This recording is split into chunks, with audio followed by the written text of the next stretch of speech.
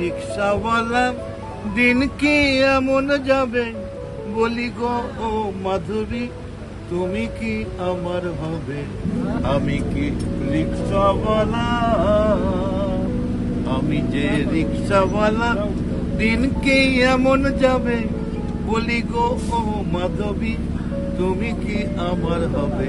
উনি আমাদের কাছে না একটা আশীর্বাদ, মানে মোদি যত আসবে আমাদের হারানো যৌবন তত ফিরে আসবে। উনি যতবার এই মুড়ির দোকানে গিয়ে নাটক করবেন, পরের দিন থেকে আমরাও সকালবেলা বেরিয়ে মুড়ি খেতে থাকবো। এই যে মুড়ি খেতে খেতে উনি বললেন যে প্রতিশ্রুতিগুলো, 2 কোটি টাকা 15 লাখ, 2 কোটি চাকরি 15 লাখ ক্যাশ, 3000 করে ব্যাংকে, আজ পর্যন্ত একটা সত্যি কিছু হয়েছে? উনি আবার এই মুড়ি খেতে খেতে আবার মিথ্যে প্রতিশ্রুতি দিচ্ছেন, কিন্তু তৃণমূল যা বলে মিথ্যে প্রতিশ্রুতি দেয় না।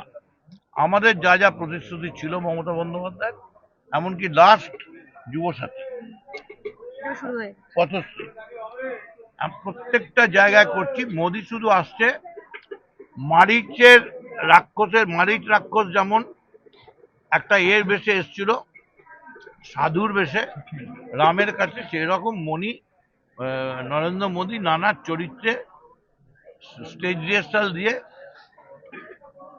ওর আর্টিস্টকে দিয়ে, ড্রেসারকে দিয়ে নানা সাজে আসছে।